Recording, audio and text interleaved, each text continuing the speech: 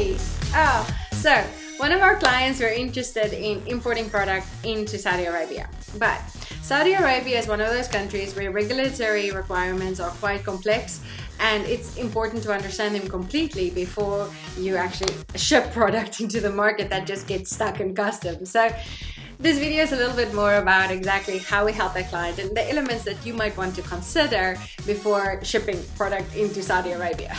Okay, so before you ship product into Saudi Arabia, it's important to understand exactly what your product is, right?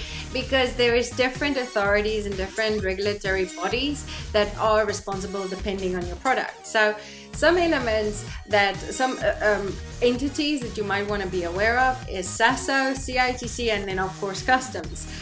Now, what is interesting about these are that sometimes with regards to specific product, they might be in conflict with one another.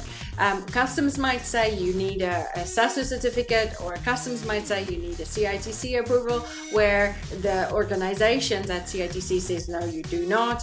So in essence, that's one of your first challenges when you ship goods into Saudi Arabia.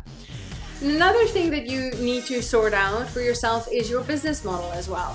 You know, what type of business model are you shipping into the market? And that will trigger then for you who is the entity responsible for the application of these things.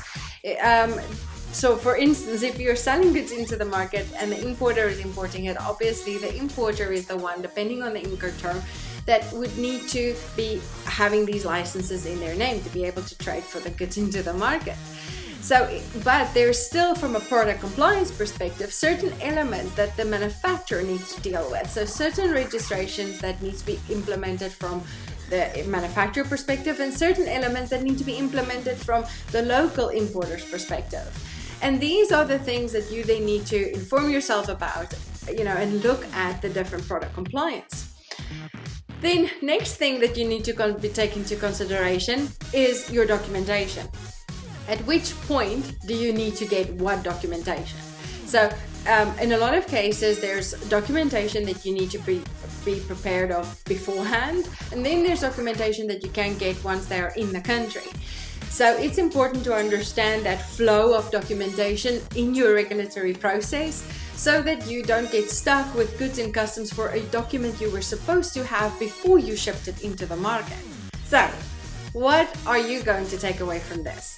It's important for you to know, if you want to ship anything into Saudi Arabia, you need to have your regulatory compliance under control. To do that, know the authorities. Know the elements that the authorities need from you with regards to your product compliance. 2, know the business setup. Who needs to take responsibility for what? Are you responsible for registration, or are you responsible for the entire process? What does the manufacturer need to do, and what do you need to do? And lastly, make sure that your documentation process is well defined so that you don't end up not having a document ready when you need it. Speak to you soon. Ciao.